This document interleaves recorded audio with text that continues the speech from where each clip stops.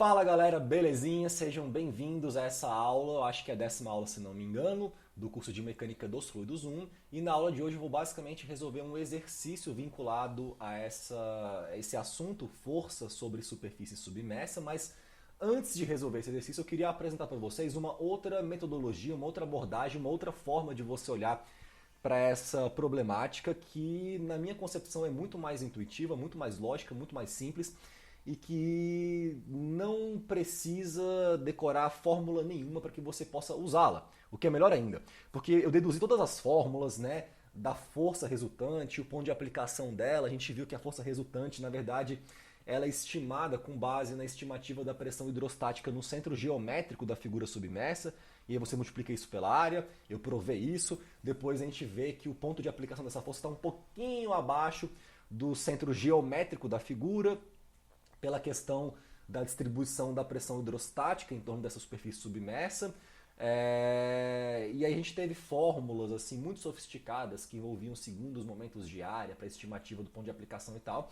E eu vou mostrar que a gente não precisaria de nada disso. Eu vou mostrar uma coisa muito mais simples, muito mais intuitiva, muito mais lógica. Você fala, porra, por que você não fez isso antes? Porque eu queria provar direitinho as coisas, que elas são complementares às abordagens. Então, eu vou mostrar aqui uma outra forma, um outro método de estimativa dessas mesmas grandezas físicas, que eu vou chamar de método do prisma de pressão. Tá? E para introduzir esse método, depois eu vou utilizá-lo para resolver um exercício mais complexo, eu vou fazer aqui uma figurinha para a gente começar a aula de hoje. Então, deixa eu pegar aqui minha caneta, colocar uma letra menor, e aqui eu vou pôr um pequeno enunciado que é o seguinte: considere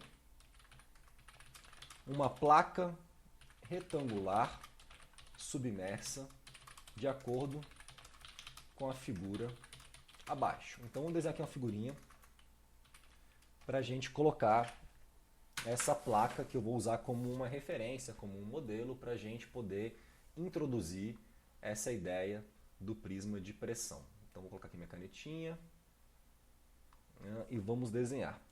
Eu vou pôr aqui minha superfície, o fundo da minha superfície livre, que é esse daqui.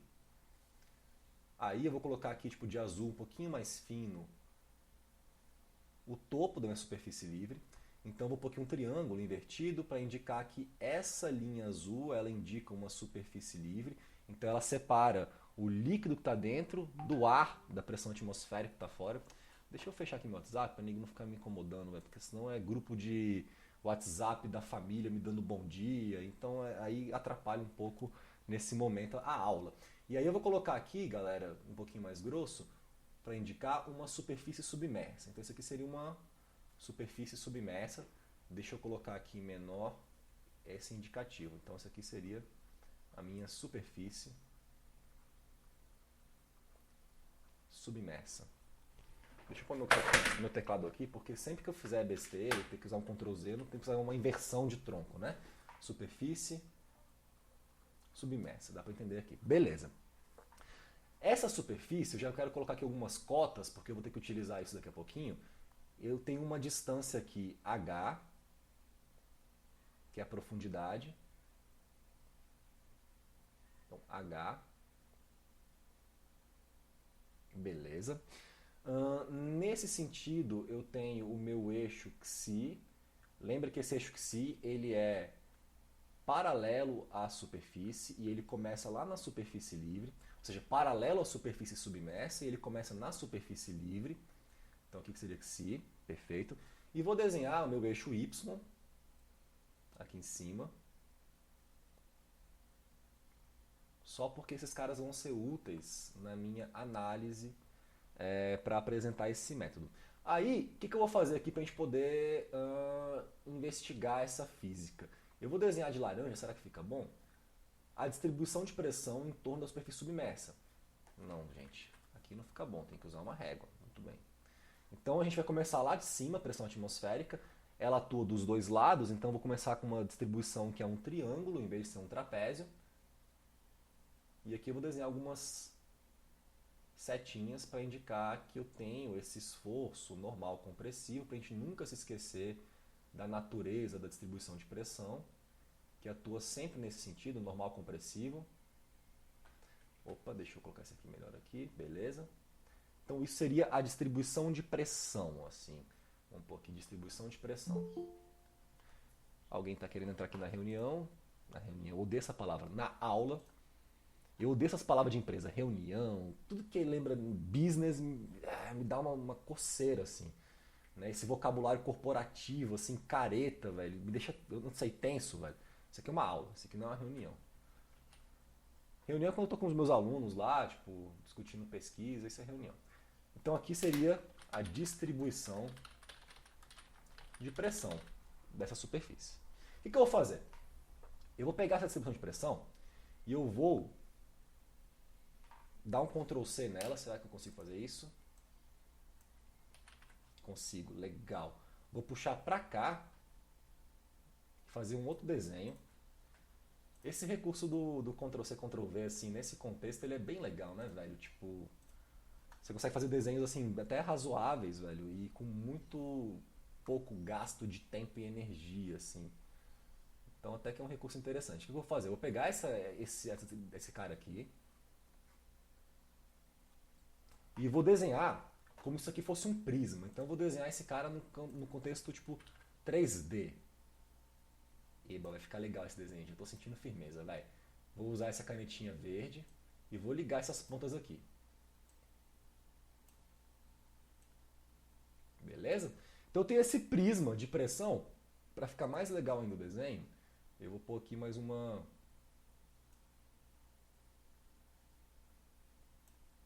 linhazinha assim, para você realmente ter essa noção de que eu quero abordar uma figura tridimensional. E vou colocar aqui algumas cotas. Permitir algumas cotas para a gente poder tentar estimar algumas quantidades geométricas dessa figura aqui. Então deixa eu colocar aqui de preto. Essa distância aqui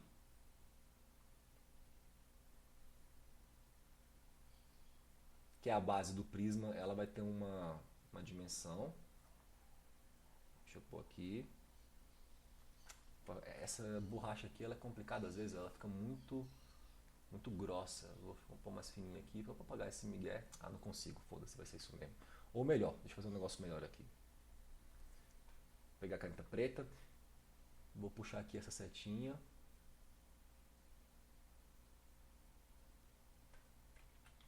Fazer o seguinte, vai. Tô vendo que eu não vou conseguir fazer isso, então vou puxar isso daqui. Agora é o Brasil que eu estou buscando, beleza. Aqui eu também vou ter tipo uma outra dimensão que vai ser importante. E aqui eu tenho essa altura. Então vamos colocar cotas aqui para a gente ver quais são as dimensões desse prisma. Essa altura aqui é a altura H. Todo mundo tem essa noção. Eu vou considerar que esse cara tem uma profundidade Bzinho, nesse plano que entra na figura. E esse tamanho aqui de baixo vai ser o tamanho da pressão nesse ponto. Porque esse triângulo, na verdade, é uma representação geométrica de uma distribuição de pressão, assim, que eu transformo isso numa figura, numa imagem. Então aqui embaixo eu vou ter a pressão γH, nesse cara aqui. Isso daqui, deixa eu circular, esse cara aqui, eu vou chamar de prisma de pressão. Tá? Isso aqui é um prisma de pressão. É um conceito que a gente vai utilizar para poder fazer a estimativa dessas forças e ponto de aplicação. Beleza? Aí eu vou só colocar aqui, velho, no cantinho para a gente não esquecer, as expressões que a gente tinha anteriormente. Então, das expressões anteriores que a gente tinha para poder computar essa força resultante e ponto de aplicação, o que a gente tinha para a gente poder lembrar e deixar a coisa organizada aqui. Vou pegar aqui e desenhar de azul as minhas expressões. Bom, a força resultante, né, que atuava na superfície, ela era gama vezes a coordenada xi do centroide, seno θ vezes a área. Nesse contexto, o θ é 90 graus, porque a superfície está alinhada, né, com a superfície livre. Ela está tipo, nesse sentido. Não existe uma inclinação. Então, nesse contexto aqui, né, para θ igual a 90 graus, o que a gente tem é que essa força ela vai ser gama xi do centroide vezes a área, que é a mesma coisa que gama vezes a altura do centroide vezes a área, a profundidade do centroide vezes a área, tá? Beleza. E o ponto de aplicação, o xi do ponto de aplicação dessa força resultante, a gente viu na última aula, que era o ixx do centroide. Primeiro, isso é deduzido com o ixx em relação à superfície livre. Eu uso o teorema dos eixos paralelos para poder converter isso, né, nesse segundo momento de área do centroide. E aí eu tenho que somar com essa coordenada do centroide. Ou seja, o ponto de aplicação a gente já mostra que está um pouquinho abaixo da profundidade do centroide da figura. Vamos circular essas expressões aqui, porque elas vão ser importantes. Eu vou depois, daqui a pouquinho, fazer uma comparação de outras expressões que eu vou deduzir com essas, então elas vão ser utilizadas. Deixa eu colocar isso aqui mais para cá. Então esse aqui é importante, esse aqui também é importante. Beleza. Agora vamos tentar quantificar, né, essas grandezas, ixxc, xc, a área e tal, para essa figura específica, em termos de Bzinho, em termos de Hzão, em termos, né, das grandezas que estão no desenho. Então, para essa placa retangular, eu posso escrever isso daqui, um pouquinho para essa placa retangular, o que a gente vai ter é que a área vai ser H vezes B, a área submersa. Cara, às vezes tem uns barulhos aqui em casa, assim, que vem, e é passarinho batendo na janela, assim, saca, velho? Tipo, tem tanto passarinho aqui em casa, velho, que, assim, já aconteceu, tipo, 2 vezes, eu tava, tipo, tocando piano, ouvi, pá, um barulhão, assim, eu vejo tem um passarinho caído, assim, na minha porta, assim, fico super mal, assim, mas nunca nenhum morreu. Eles sempre ressuscitam, não sei o que acontece, assim, eles batem, fica tonto. Esses dias eu tava, tipo, né, tô fazendo café da manhã, eu vi um barulhão, fui ver, tinha uma maritaca, velho, desacordada, assim, tipo, na porta, assim, saindo sangue pelo narizinho dela, assim, pelo bico, tadinha. Foi uma pancada, sabe, velho? Fiquei me sentindo mal, deixei ela um tempo ali, uma hora a bicha acordou e foi embora, assim, velho, saca? Esses bichos têm uma capacidade de recuperação que é incrível, assim. Teve um dia que teve uma outra que bateu, velho, eu tava tocando piano, assim, eu falei, velho, eu vou tocar piano pra esse bicho morrer em paz, assim, eu vou tocar até ele morrer, assim, pá. Aí fiquei lá, assim, aí toquei, aí ele ressuscitou e foi embora. Assim, eu falei, a música cura, né? A música deu pra ele uma energia extra. Assim, foi tão bonitinho esse dia. Então acontecem umas coisas interessantes quando você mora no meio do mato. Bom, essa é a área da figura. E para essa placa também retangular, a posição xi do centroide desse cara vai ser exatamente tipo H sobre 2. Né? Isso usando como referência o meu eixo xi que começa na superfície livre e vai afundando. Quando esse cara afunda H sobre 2, ele chega na posição xi do centroide. Além disso, a minha coordenada o meu segundo momento de área, ixxc, para esse caso, é um retângulo submerso, é B, H ao cubo, sobre 12. Então aqui eu tenho já os valores todos que eu preciso. O que eu vou fazer? Eu vou circular isso daqui, vou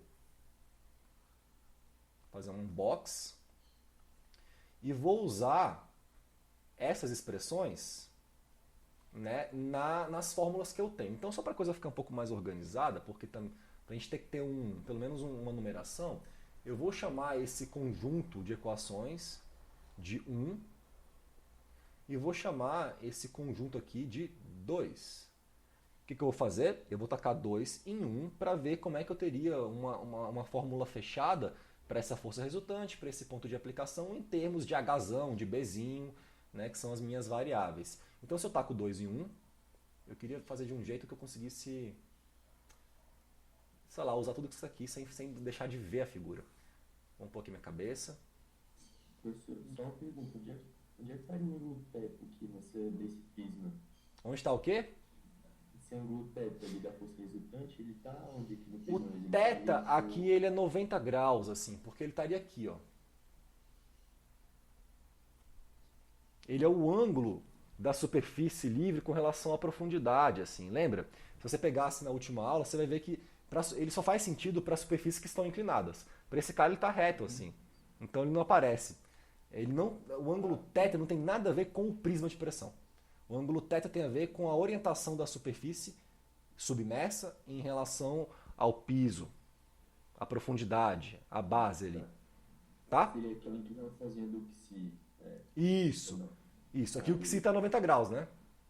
Porque a superfície está alinhada. Beleza.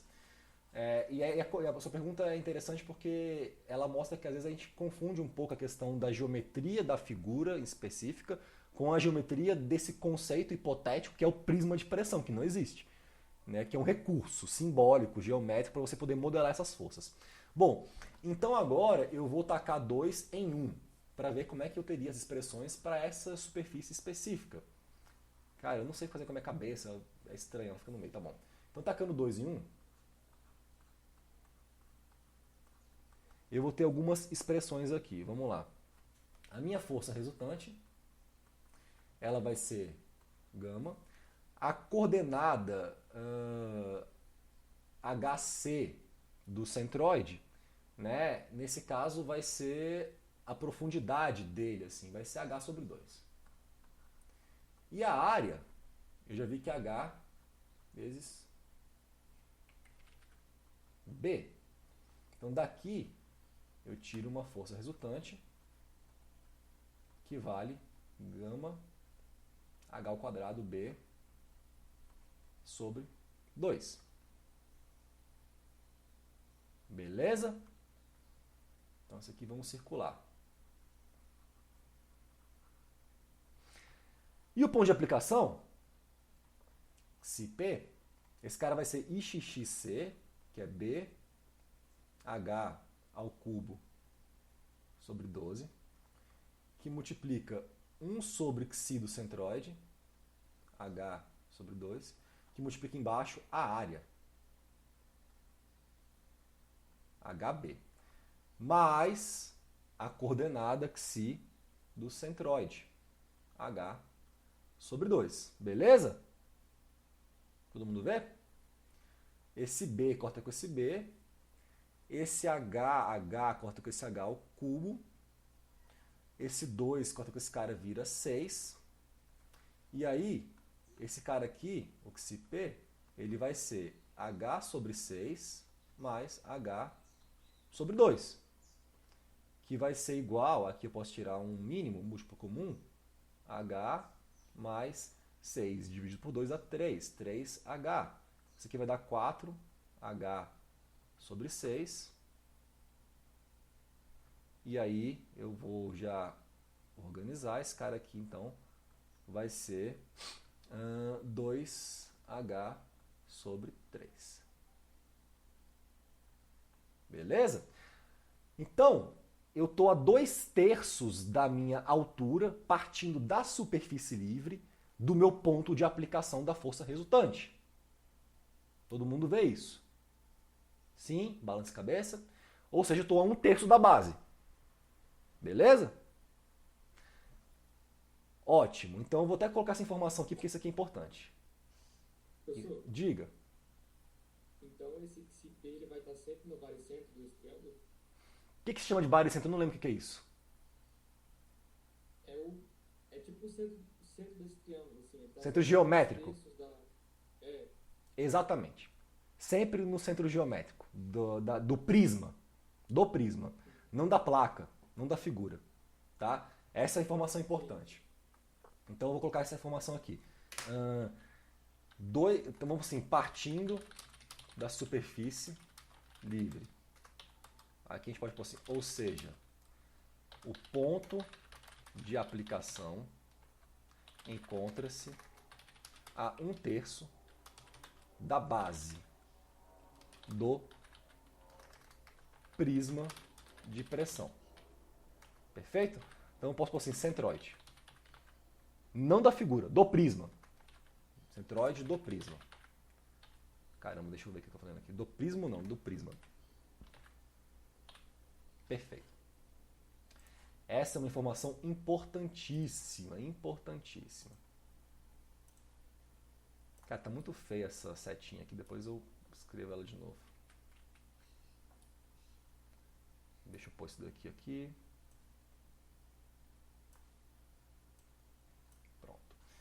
Então aqui a gente vai puxar uma setinha só para poder indicar essa observação que a gente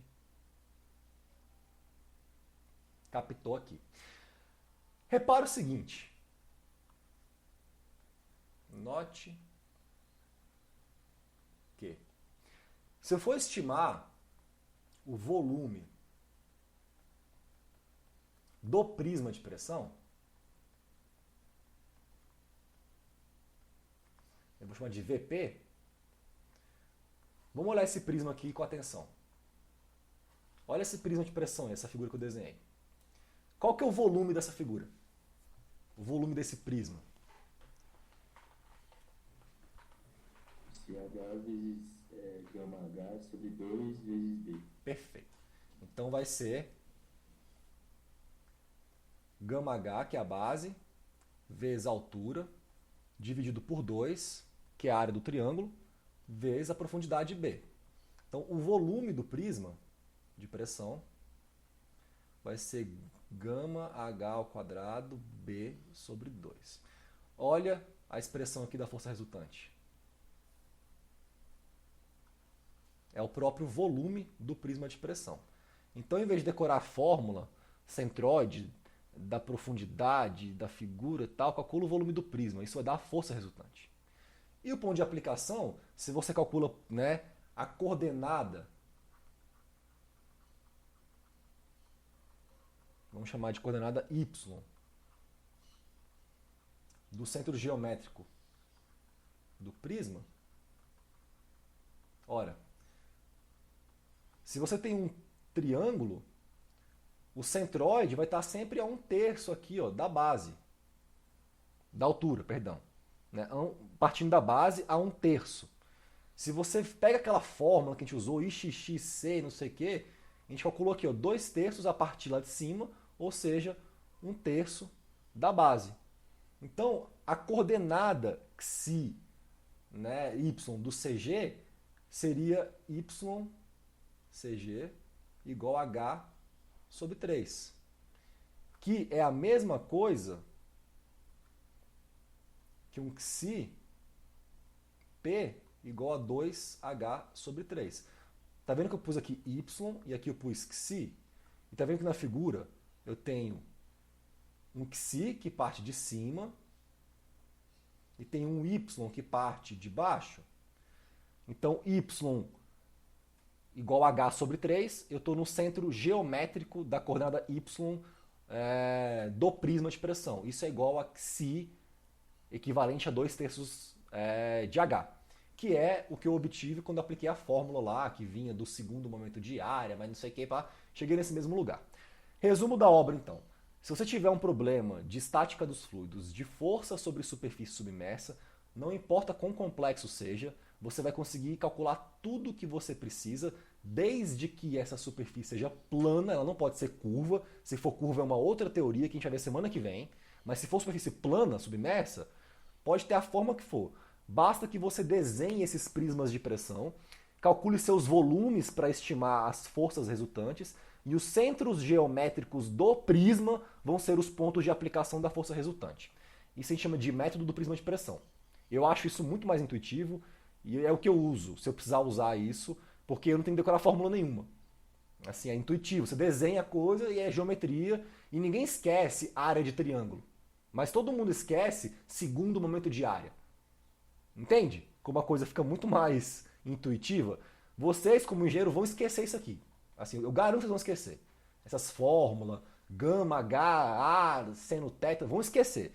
Mas a ideia geométrica de que esse prisma de pressão ele é um recurso que você usa para representar, para simbolizar como esse carregamento distribuído da pressão hidrostática, né, se aplica sobre uma superfície plana submersa, e você não esquece. Porque isso é até meio lógico. Então eu acho que isso aqui é uma coisa que, assim, foca nisso. Isso aqui vai resolver a sua vida como engenheiro, tá? Então vamos treinar, velho. Não adianta eu falar isso daqui. Eu mostrei que esse cara funciona, agora vamos usar isso daqui para estimar uma coisa realmente legal e resolver um exercício. E eu peguei um exercício bem complicadinho mesmo, assim, pra gente treinar, pra não ter migué. Deixa eu ver se eu acho aqui a pasta. Docência, disciplinas, mecânica dos fluidos 1, aula 10, exercício. Tá meio paia assim a qualidade da figura, mas eu acho que dá pra entender isso daqui. Então, isso daqui, velho, vamos lá. Eu tenho, velho, dois fluidos diferentes. Eu tenho superfície inclinada, eu tenho superfície reta, eu tenho superfície horizontal. Eu tenho uma articulação em um ponto muito sinistro. Então é um rolê bem interessante. Deixa eu tentar explicar com vocês isso daqui. Eu tenho aqui, ó, nessa região de 50 centímetros de profundidade, um fluido com gravidade específica 0,86. Essa gravidade específica, ela vai ser o gama do fluido que você tem sobre o gama da água, que é a tua referência. O gama da água eu vou usar 9.800 newton por metro cúbico. Então, se você quiser estimar o gama do fluido que está ali, você vai multiplicar 9.800 vezes essa gravidade específica, tá bom? Então aqui eu tenho 0,86, eu tenho um fluido menos denso do que a água. Óleos geralmente atendem isso. E aqui eu tenho um fluido um pouco mais denso do que a água. Evidentemente que ele vai ficar embaixo se eu tiver dois fluidos immiscíveis, como é esse contexto, tá? Isso pode ser, sei lá, uma água salgada e um óleo, não sei qual que é o contexto, assim. Mas são dois fluidos diferentes. Esse cara tem 50 centímetros aqui. Existe uma parede inclinada aqui, ó, CD, com esse ângulo de 45 graus. Essa parede inteira está sujeita a 40 centímetros de profundidade no ponto C do fluido que tem gravidade específica 0,86, porque eu tenho aqui 10 centímetros desse pedacinho aqui. Então é interessante porque nessa parede CB eu tenho um pedaço dela que está aqui, ó, com um fluido, e tem um outro pedaço dela que está aqui com outro fluido, na mesma parede. Tá todo mundo vendo? Então os primeiros 10 centímetros de CD estão com esse fluido. Os últimos 80 centímetros estão com outro fluido. E aqui embaixo eu tenho ainda uma parede AB que vai estar sujeita a uma força vertical. Então se eu for desenhar aqui as forças, eu vou ter uma força aqui, inclinada.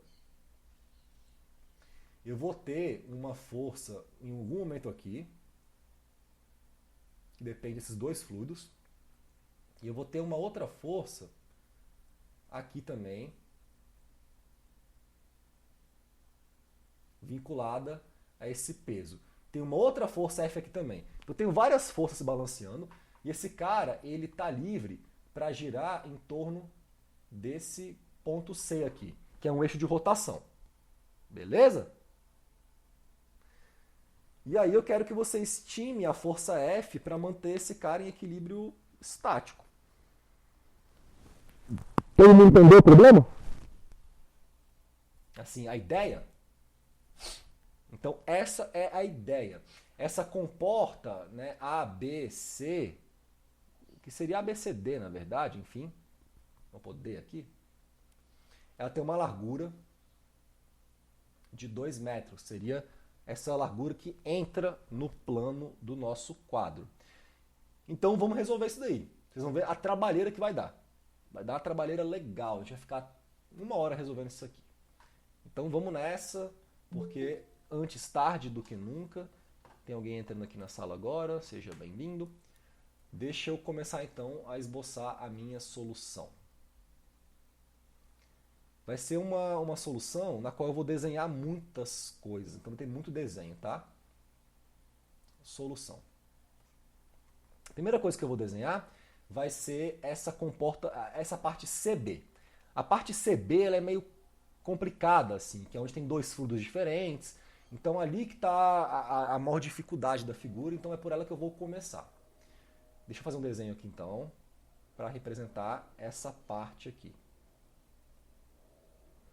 Eu vou desenhar o prisma de pressão vinculado a esse pedaço aqui. Como é que eu posso desenhar isso aqui?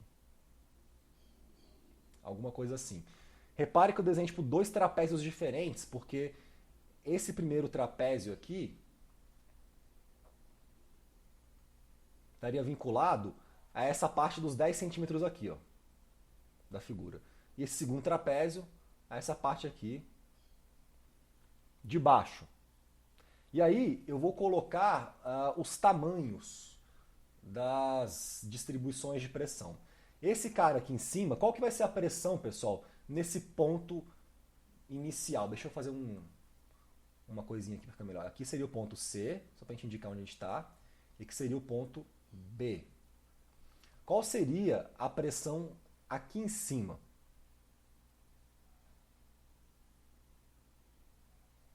Essa linha aqui.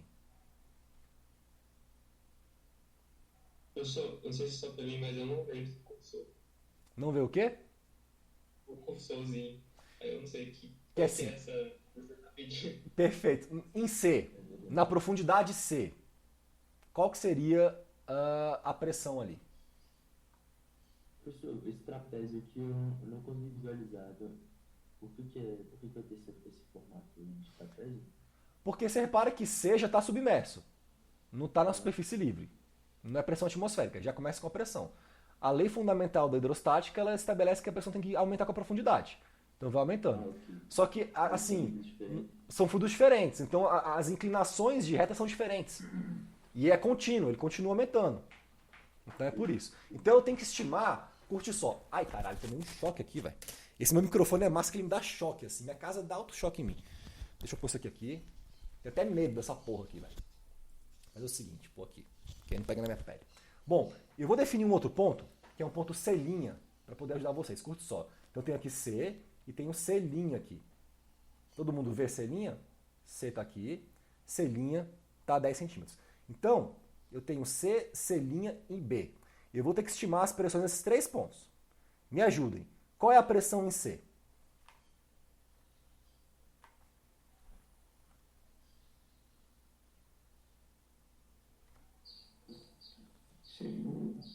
Seria um novo vezes da profundidade que o ponto C está?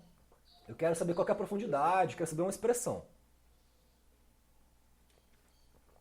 É a pressão gama 0,4.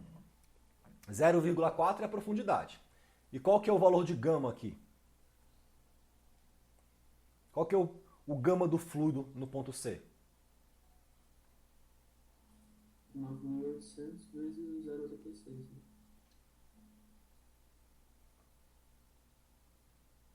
É isso? Perfeito. Tá certo. Em C'. Aqui. É o mesmo fluido ainda, só que a profundidade é 0,5. Que eu afundei mais 10 centímetros.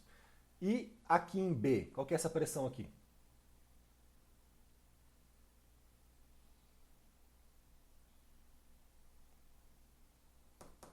Em B, qual é essa pressão aí?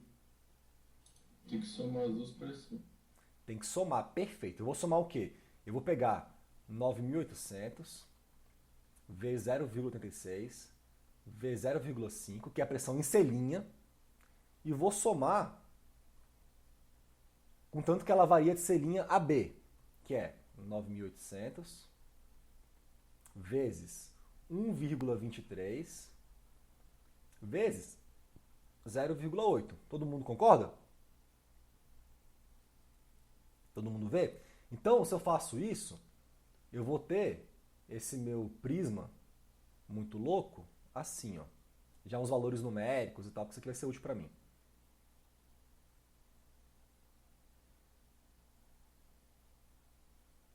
Deixa eu pôr isso daqui porque é útil desenhar isso. Então, os valores que eu encontrei vão ser 3,371 kN por metro quadrado, beleza.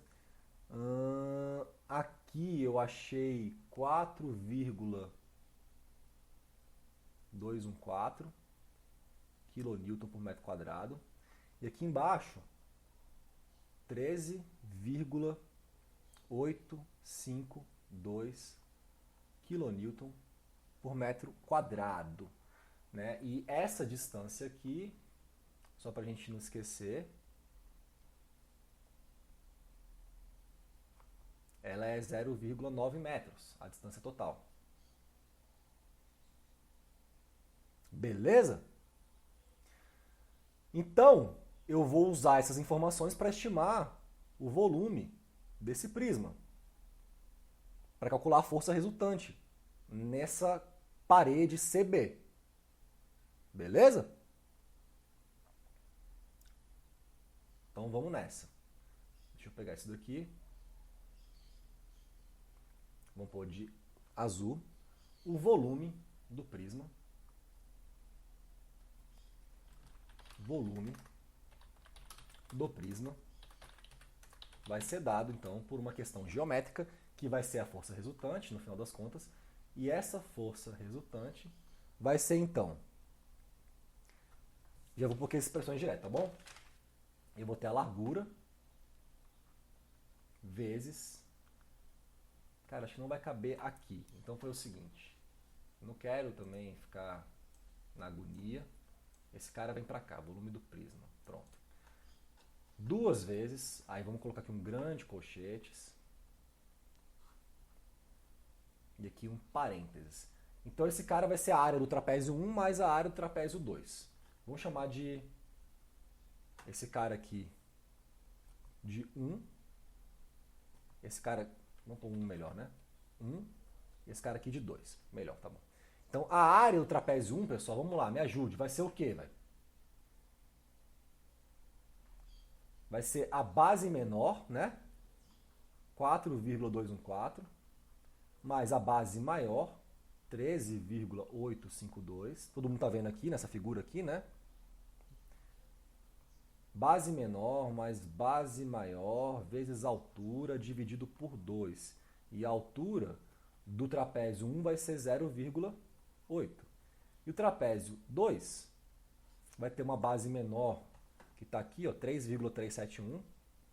Então, cadê minha setinha? 3,371 mais a base maior, 4,214, dividido por 2, vezes a altura, que é de 0,1.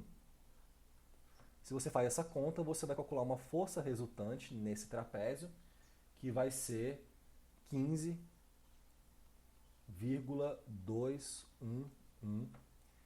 quilonewtons. Então já sabemos a força resultante nessa paredezinha aqui.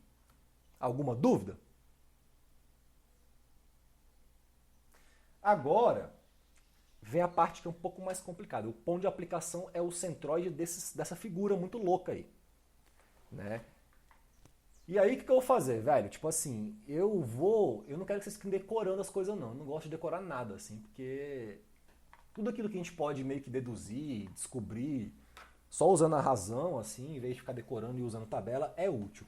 Então, a única informação que eu vou usar aqui, para poder estimar o ponto de aplicação dessa força resultante, que assim, que eu vou já demandar desse banco da memória, vai ser a altura do centro geométrico de um quadrado e de um triângulo. Então o triângulo é 1/3 da base e o quadrado, ou o retângulo, vai ser a metade da altura. Então só isso que eu vou usar tipo de informação para descobrir o ponto de aplicação dessa figura, né, que é dois trapézios juntos, enfim. Então vamos lá, ponto de aplicação. Essa é a pergunta que não quer calar. E o ponto de aplicação?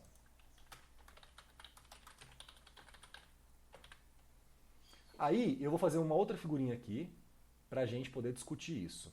Vou pegar e desenhar aqui meus trapézios, mas eu vou já colocar de uma maneira...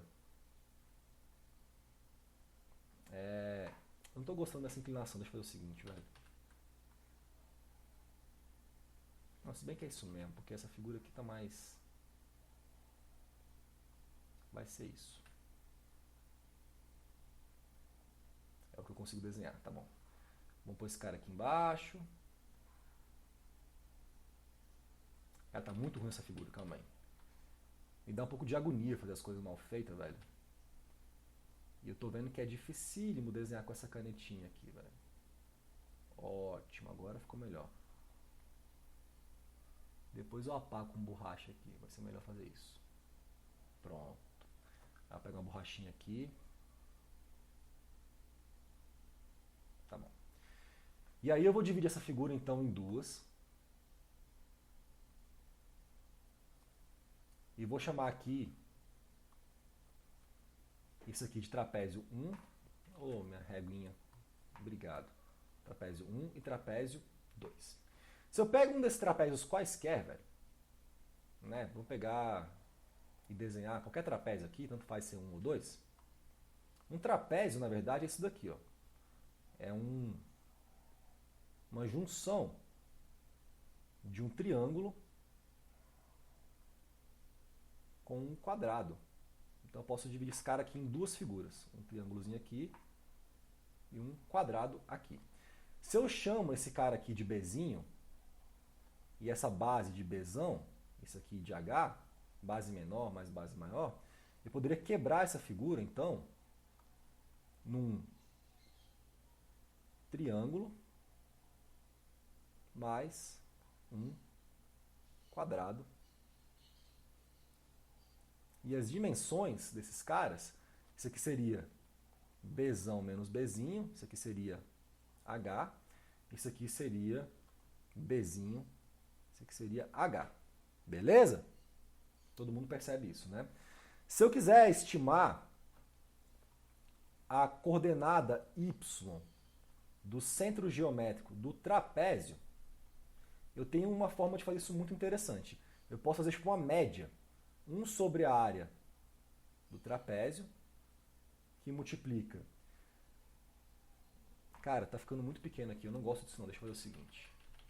Eu vou pôr isso aqui na página seguinte. Ou melhor, o que eu posso fazer? Eu posso pegar esse daqui, colocar mais pra cima. Acho que é melhor fazer isso. Mais pra cima. Pronto, eu tenho espaço aqui embaixo. É o que eu vou fazer. Porque tá tudo tão bonitinho aqui, eu não quero ficar desperdiçando o quadro.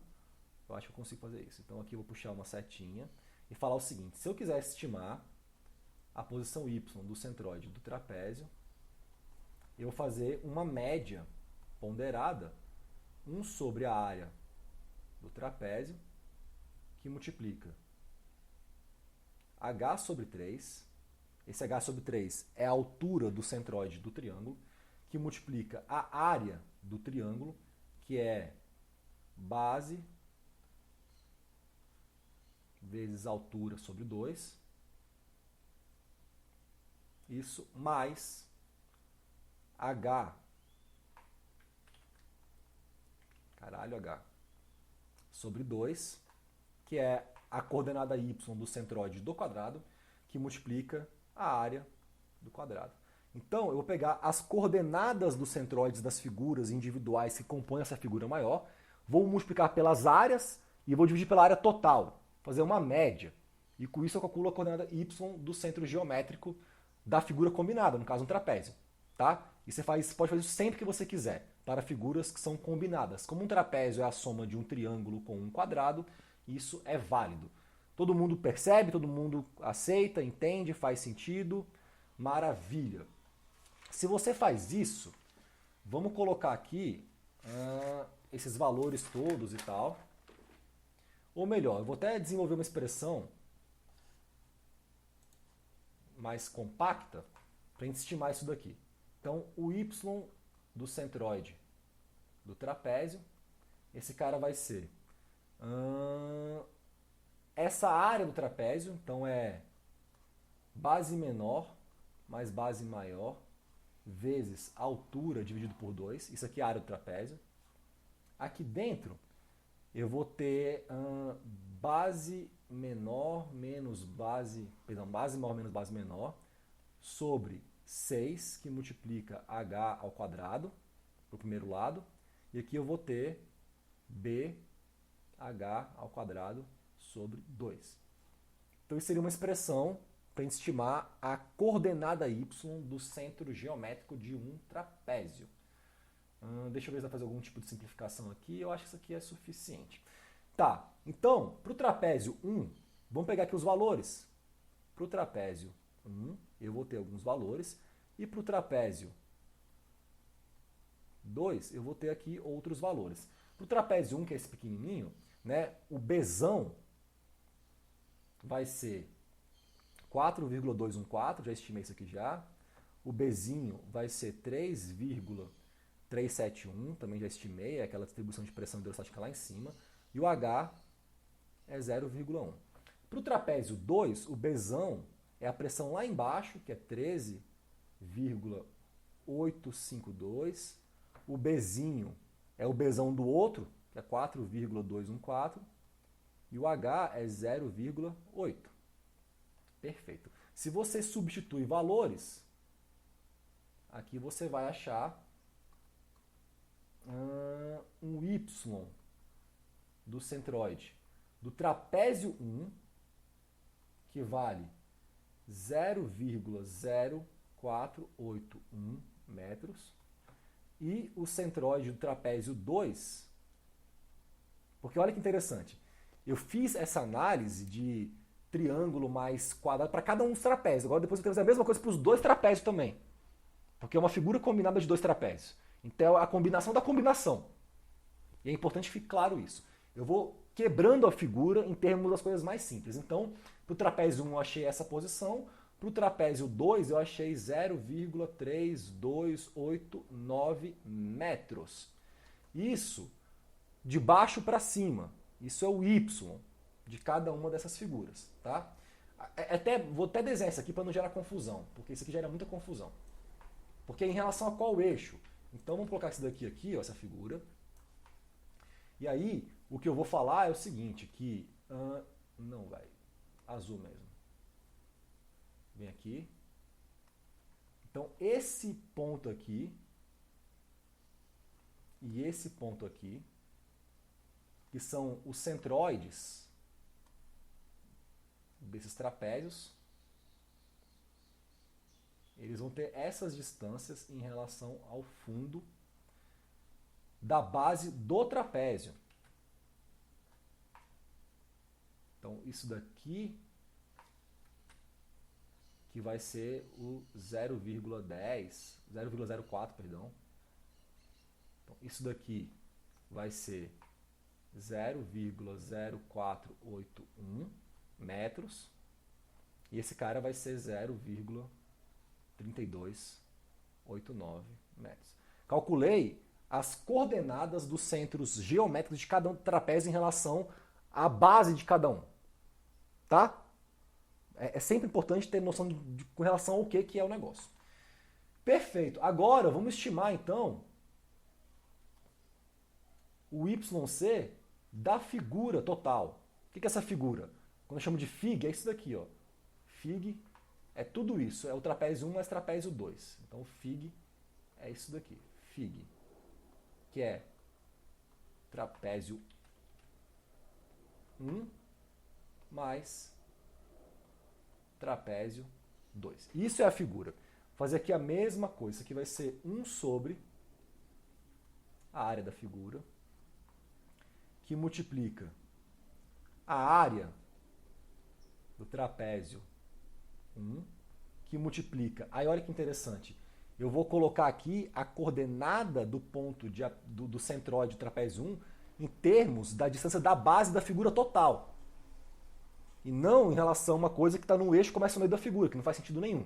Então, esse 0,0481 vai ser 0,8481 em relação à base da figura total.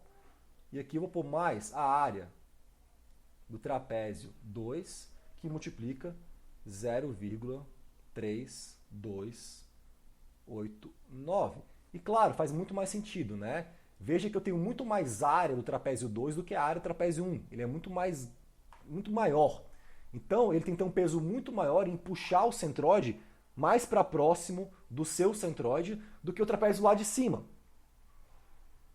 Tá claro que essas áreas fazem esse papel, elas puxam para si, né, com maior peso aonde esse cara deve estar situado, que é o centroide? Beleza. Né? Então, sempre com relação à base, assim. Diga, Eliseu. Professor, esse área do trapézio 1 vezes 0,84 não seria o 0,048? Não, 0,04 é em relação à base do trapézio 1. É como se eu pegasse essa figura e quebrei. Agora, eu tenho que calcular o centroide da figura como um todo, em relação à base da figura como um todo. Porque é isso, assim, tipo, esse 0,0 0,481 é a altura do centroide do trapézio 1 com relação à base dele. Mas isso tem um ponto fixo no espaço para a figura como um todo. Né? E aí a ideia é essa, assim, tipo, se fosse 0,041, eu estaria colocando, olha que loucura, não faria sentido nenhum. Eu estaria colocando, tipo assim, a área da figura 1 como uma coisa que vai dar um peso para a estimativa da posição do centroide e usando como referência uma altura, se fosse 0,0481, com relação à base da figura. Não faz sentido, assim, isso, porque eu estou olhando para a figura como um todo. Né? Então, quando eu tento estimar a posição do centroide da figura, eu tenho que usar como referência um sistema de eixo único para a figura como um todo. Eu não posso usar um sistema de eixo para um pedaço da figura, outro sistema para um pedaço da figura, se eu quero estimar o centroide da figura combinada. Então, é isso, assim, esse centroide ele vai estar muito mais próximo de 0,32 do que de 0,84. Porque tem muito mais área na figura 2. Muito mais área ali. Né? Então eu tenho que usar uma mesma referência para os dois. Não posso usar referências diferentes porque 1 e 2 é uma figura só. Eu que quebrei na minha cabeça entre 1 e 2 para poder estimar as coisas e fazer uma média ponderada. Mas a figura é uma coisa só. Então eu tenho que ter uma mesma base de referência para estimar o centroide dela com relação a essa base para a figura como um todo. Tá? Professor, uma pergunta ali. Nessa figura, o que separa os dois fluidos é só a diferença de densidade? Só. Tá, beleza. Então, vamos pegar e vamos prosseguir com essas dimensões assim. A área da figura 1, vamos colocar aqui essas informações. Deixa eu ver, cadê minha setinha? Tá aqui. Então, vamos lá. A área da figura vai ser a área do trapézio 1 mais a área do trapézio 2. A área do trapézio 1, se você pega aqui, base menor, base maior e altura, por isso, ao longo da solução da questão, eu estou sempre anotando as bases, B1, B2, organizando, porque eu estou usando as informações o tempo inteiro, né? Você pega a base menor, base maior, altura, né? Soma, divide por 2 e tal, vai ter a área do trapézio 1 e o mesmo para a figura do trapézio 2. Aqui estão as informações de Bzão, Bzinho e H. Se você substituir valores, essa área do trapézio 1 vai dar 0,3793 e a área do trapézio 2 vai dar 7,2264. Muito maior. Essa área vai ter um peso muito maior na estimativa do centroide. Vai puxar muito mais para ela do que o trapézio lá de cima, que é pequenininho. Tá? A área da figura, que é a soma disso daqui, vai ser 7,6057.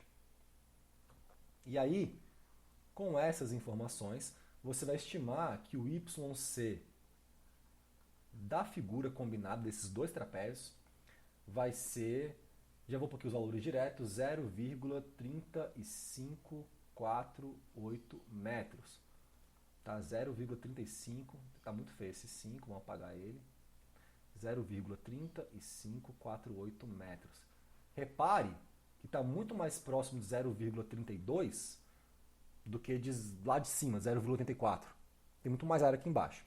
Então, a 35 centímetros da base desse cara aqui. Então, olha que interessante essa informação. É como se esse ponto de aplicação aqui, dessa força resultante, nessa comporta aqui, isso daqui, que você está vendo, que eu estou indicando, tá a 0,3548 metros da base. Deixa eu só conferir aqui as minhas anotações. Tem muita coisa, é isso mesmo, 0,355, perfeito. Deixa eu só conferir, porque tem muitas informações aqui na figura e eu não quero confundir nada. Deixa eu checar mais pra frente se essa informação eu vou usar direitinho. Beleza. Faz sentido total. Aqui eu tenho 10 centímetros. Tá certíssimo. Tudo certíssimo. Beleza, massa. Yes. Perfeito. Isso aqui para a parte CB. Agora eu tenho aqui a parte CD que está inclinada e tem a parte AB ainda. Mas o resto é mais fácil. Essa aqui é a parte mais difícil, os trapézios e tal. É nessa parede que a coisa é um pouco mais complicada. Tem dois fluidos diferentes, está no meio da coisa. Né? Vamos para a parte CD agora. Então agora vamos para a parte CD. Vamos para a parte CD da figura. CD é aquela parte que está inclinada. Então eu vou quebrando essa figura, né, em suas componentes. CD é isso daqui, uma parte está inclinada. Aqui eu tenho C, que é em torno do eixo que ela pode girar. Aqui eu tenho D. A distribuição de pressão aqui, ela vai ser uma distribuição triangular, porque D está lá na atmosfera, e esse cara vai afundando. Então vai ser alguma coisa assim. Caralho, é muito difícil desenhar essas coisas. Então eu tenho até que entortar minha cabeça um pouco assim, para ver se eu consigo fazer a parada. Legal. Rolou. Massa. Eu vou desenhar aqui umas duas setinhas só para simbolizar que isso aqui está variando linearmente. Isso aqui eu vou pôr uma seta para indicar que isso aqui é uma pressão, isso aqui é um esforço que está sendo feito nesse cara. Opa. Beleza. CD. E aí, vamos lá. Quanto que vale a pressão no ponto C? Vamos subir aqui em cima.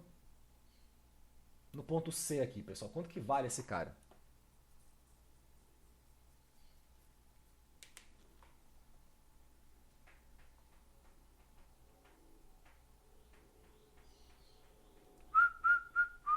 A gente já calculou. Já calculamos. Quanto que ele vale? É o 3,371 kg. 3371. Exatamente. 3371. 3371. Então esse cara aqui já vale 3371 kN por metro quadrado.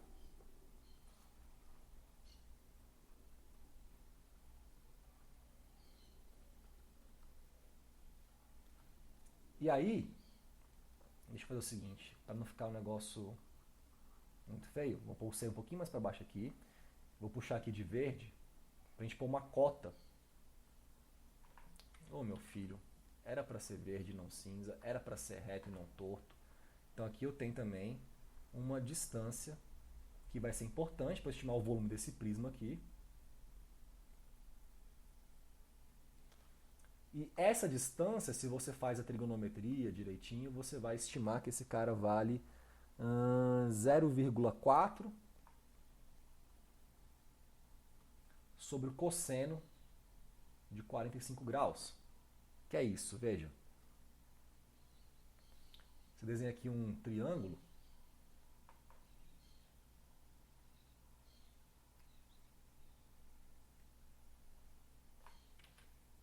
Aqui. Esse cara aqui é complementar, 90 graus, então aqui também é 45 graus, né? Esse θ. Você faz esse 0,4, que é a profundidade. Você descobre que essa hipotenusa aqui, que é a distância CD, vai ser 0,4 sobre o cosseno de 45. Tá? Então, beleza. Temos as dimensões todas aqui. A profundidade, acho que eu chamei de... A largura é 2, né? 2 metros entrando no plano da figura. Então, daqui eu estimo já a força resultante que atua no segmento CD, que é o volume do prisma de pressão. Então, vai ser a base, que é 3,371 vezes a altura, que é 0,4 sobre cosseno de 45 graus. Base vezes altura sobre 2, isso aqui é a área, vezes a profundidade, para pegar o volume do prisma. Então, corta esse cara com esse. Você vai achar uma força resultante atuando ali no segmento CD, que vai valer 1,907 kN. E aí, o ponto de aplicação, ele é mais fácil de estimar, porque esse cara é um triângulo, eu já sei exatamente assim esse cara. Essa força vai estar aqui num ponto de aplicação que vai estar a 1/3 da altura.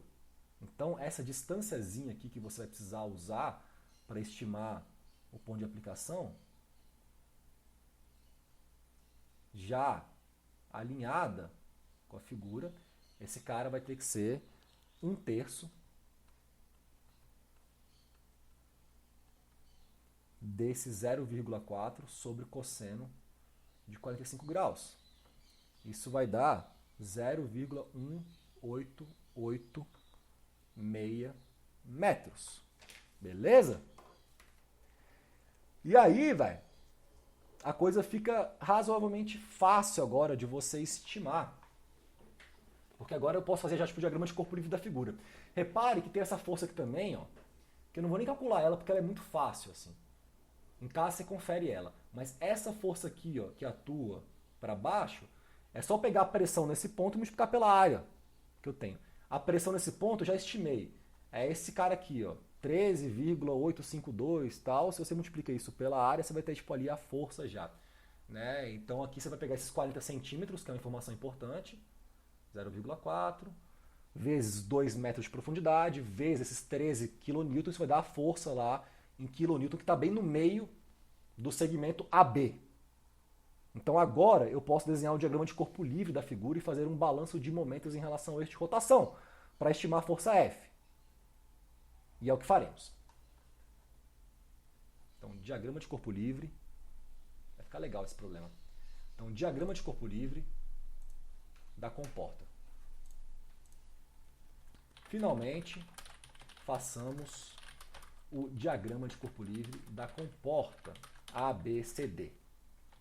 Então aqui que é a figurinha final, que é o resumo da obra, vamos fazer ela bem feitinha, vamos caprichar, porque ela merece essa figura legal.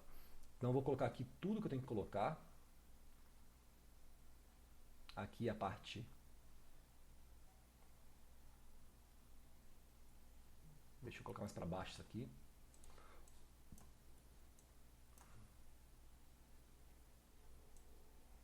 Pronto. Vamos voltar para a minha coisa. Cadê? Aqui tem uma coisa inclinada agora, né? Ô filho, quando eu encontro o ponto certinho, eu esqueço de pôr a régua. Beleza. Vai ser isso daqui. E aí vamos colocar os pontos para a gente não confundir A, B, C, D. Vamos lá, de acordo com a figura. Então, A, B, C, D. Já peguei aqui as referências, beleza. A, B, C, D. Eu tenho uma força F, que atua aqui em A, que na verdade é o que eu estou te pedindo do problema. Eu tenho uma outra força aqui, hidrostática, que atua aqui, nessa comporta. Eu tenho uma outra força que atua aqui. Eu tenho uma outra força que atua aqui inclinada. E esse cara, ele pode girar em torno de C. Beleza? Essa força aqui é F. Essa força aqui era aqueles 13, não sei o que, vezes a área, 0,4 tal. Isso daqui vai dar 11,09 kilonewtons. Essa força aqui, a gente estimou já. Aonde que ela foi estimada? Aqui em cima, brother. Aqui, ó, 15,211 é o volume do prisma de pressão, daqueles dois trapézios combinados. Então, 15,2, mais ou menos. Então, aqui eu tenho 15, cara, tá ficando difícil de escrever. Deixa eu fazer o seguinte, melhor, eu tive uma ideia. 15, quanto que deu aqui? 21, vamos pôr assim. Kilonewtons. Aí, eu vou pegar isso daqui e vou diminuir o tamanho para não ficar muito craudiado. Aqui. Aqui também vou pegar, vou diminuir o tamanho para não ficar muito craudiado. Vou pôr bem aqui, ó. Já está craudiado já, né? Aqui, vou ficar aqui. Esse ponto A vou pôr mais para cá também. Pronto, aí esse cara eu consigo colocar no tamanho certo dele. Porque também agora, depois de pôr essas forças, tem que pôr também as distâncias. Então vai ficar cheio de informação o desenho, né? E aquela força aqui em cima, eu estimei, é 1,91 kN.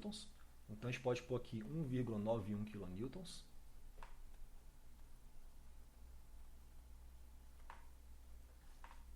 Também vou deixar menorzinha para não ficar poluindo muito o desenho.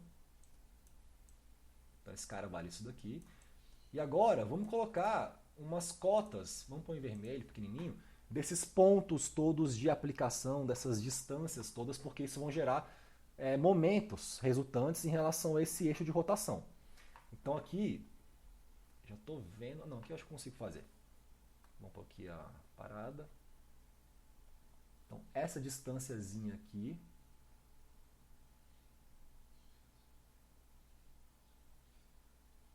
já foi estimada, é 1/3 da base, é esse 0,1886, vou pôr 0,19, tá? Pra gente arredondar. Então 19 centímetros ali daquela distância. Então 0,19 metros.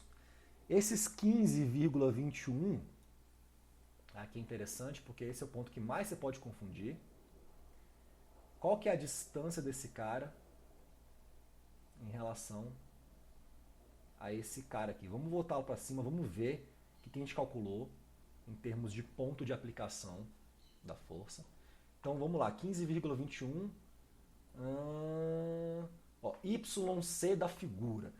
Esse 0,3548, 0,35, vamos pôr assim, isso é em relação à base do trapézio, né? Então, é em relação à distância desse ponto B subindo. Perfeito? Qual que é, então, a distância do ponto C até esse cara? Vamos olhar para a figura aqui. Qual que é a distância do ponto do ponto C até esse cara? De B até ele é 35 centímetros. De C até ele, de cima para baixo, é quanto?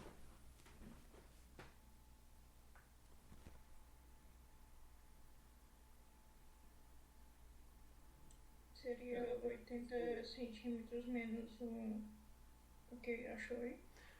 Quase. Seria 90 centímetros menos isso, porque tem esses 10 aqui em cima que você esqueceu de somar. 80 é a parte de C'. Tem esses 10 aqui, ó, nessa regiãozinha pequena aqui. Então, de C até aqui embaixo são 90. Então, é 90 menos isso. 90 menos 35. Isso dá 55 centímetros. Que é o braço de alavanca dessa força. Tá? Então, aqui eu tenho 55 centímetros. Tá vendo? Tem muito lugar para você confundir nesse exercício. Muito lugar. Assim, é tudo geométrico. Então aqui eu teria 0,55 metros. Aqui eu teria... esse cara está bem no meio, né? Porque essa superfície ela é horizontal, então eu não tenho... Todo mundo aqui tem a mesma pressão. Não faz nem sentido falar da lei fundamental da hidrostática aqui, porque não tem variação de profundidade. Então esse cara está bem no meio. Então esse aqui vai ser 20 centímetros, porque essa lateral tem 40 centímetros AB. E finalmente, essa distância aqui, total, da força F, que também vai gerar um momento. Esse cara, ele vale 0,4 metros. Agora você pode fazer balanço de momento tranquilamente. Está tudo mapeado, as forças, os pontos de aplicação. Vamos fazer isso então? Para finalizar a questão? Então, finalmente, somatório de momentos em relação a C, vamos colocar assim, tem que ser igual a zero, para que esse cara esteja em equilíbrio estático. Isso vai dar 1,91 vezes 0,19. Esse cara gera um momento que quer girar esse cara no sentido horário. Esses 15,21 vão querer girar em sentido anti-horário. Então 15,21. Com esse braço de alavanca de 0,55. Esses 11,09 vão querer girar também em sentido anti-horário, com um braço de alavanca de 0,2.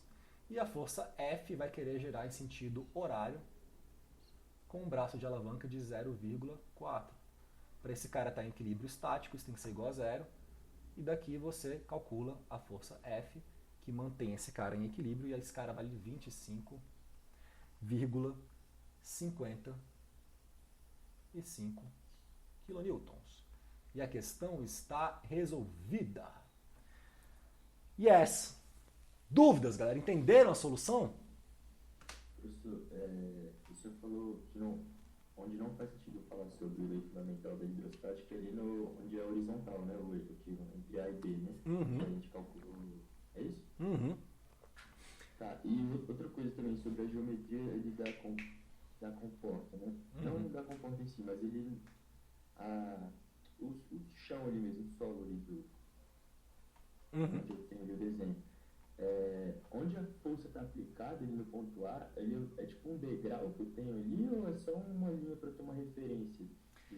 É um degrau, vamos colocar assim, e você pode aplicar um esforço ali, você pode puxar com um cabo, alguma coisa assim, porque esse cara tá todo assim, articulado, né? A, B, C, D é uma peça só. Não tem dobradiças internas. Só C que pode girar ali. É uma comporta muito esquisita, assim, com esse formato estranho, e C pode girar. Então você pode puxar, de repente, com um cabo ali, o ponto A para cima, fazendo uma força F, para manter esse cara em equilíbrio estático, sabendo que ele vai estar sujeito a essas forças todas, assim, devido ao peso do fluido, né? Então, assim, é mais um exercício para você poder realmente treinar esse caso de cálculo de força e ponto de aplicação numa geometria um pouco mais complexa, articulada, inclinada, reta, horizontal, com fluidos diferentes, né, para você poder depois usar isso para outros contextos. Mas seria um ponto no qual você pode aplicar uma força ali. Beleza, obrigado. De nada. Mais alguma dúvida, galera, em relação a essa questão? É bem legal isso, né, velho? Tipo assim, você não esperaria ver isso em MacFlu, né? Um rolê totalmente de engenharia, diagrama de corpo livre, de Mac 1. E eu acho que isso é bonito, porque aí você começa a perceber essa interdisciplinaridade das coisas. Né? Você fica um semestre inteiro em mecânica 1 fazendo diagrama de corpo livre, balanço de momento, porque ali as forças são dadas. E agora se essas forças puderem ser estimadas porque elas são geradas por um peso de fluido que segue uma lei fundamental da hidrostática, que tem que ser integradas em pontos de aplicação e tal, aí você vê que você consegue também estimar as forças. Isso é muito legal, porque é muito comum que os alunos de engenharia eles recebam enunciados prontos de problemas, nos quais, às vezes, uma variávelzinha ali, considere a força F de 13 kN. E aí esse cara é meio que dado. E você vai ver que, de repente, só para estimar essa força F, já é um outro exercício, que envolve uma outra área. Né? E aí você começa a pegar essas integrações de saberes, de MacFlu, de mecânica dos materiais, de e no final junta isso. Você pode chegar num ponto no futuro de escolher o material da comporta já. E aí você fazer análise de momento fletor interno ali para ver se aquela distribuição, aquele carregamento, ele vai gerar ruptura no material usando critérios de projeto, de fator de segurança, de ruptura, de flexão, tendo que usar o módulo de Young do material para estimar, né, esse momento fletor interno, verificar se isso vai romper ou não. E aí você vai integrando tudo isso. Né? Eu acho que essa aqui é a beleza do curso de engenharia, assim, velho. Então, espero que tenham curtido essa aula, eu acho legal esse tipo de exercício. E aí, na aula que vem, eu vou falar sobre força sobre superfícies curvas. Diga, Luiz. Professor, Diga. é uma pergunta. Se a gente calculasse, fizesse todos esses cálculos aí em relação à superfície livre, também tinha que dar o mesmo resultado? Sim, o que iria mudar seriam os valores numéricos que você iria encontrar como referências para os pontos de aplicação. Mas é isso, em vez de você pôr, por exemplo, 0,19 aqui, você teria, sei lá, essa distância aqui assim, ó. Tá vendo? Tipo, porque a superfície livre está aqui em D. E seria um outro número. Mas seria o mesmo ponto. E aí você teria que usar o teu bom senso e o teu entendimento de que para eu fazer um balanço de momentos em relação a um eixo de rotação nulo, eu tenho que saber as distâncias que geram braços de alavanca em relação àquele eixo. Então é uma questão assim, no final, de você ter claro para você as questões conceituais de mecânica 1, de balanço de momento. Agora, se é 0,19 ou 0,8, porque em relação ao eixo de cá, não importa, é o mesmo ponto no espaço. E ele vai gerar o mesmo braço de alavanca em relação ao único eixo possível de rotação da figura.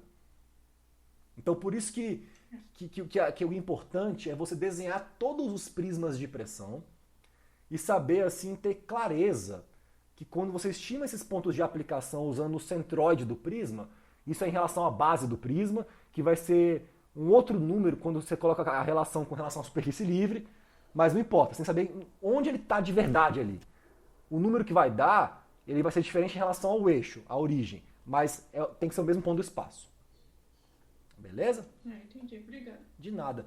Galera, eu vou acabar a gravação aqui agora para quem está no YouTube nos assistindo e a gente se vê na nossa próxima aula para falar de forças sobre superfícies curvas submersas, que é um outro rolê, né? Então a gente tem ainda umas 2 aulas ou 3, eu não sei, ainda na parte de estática dos fluidos, e depois a gente vai pôr esse fluido para andar.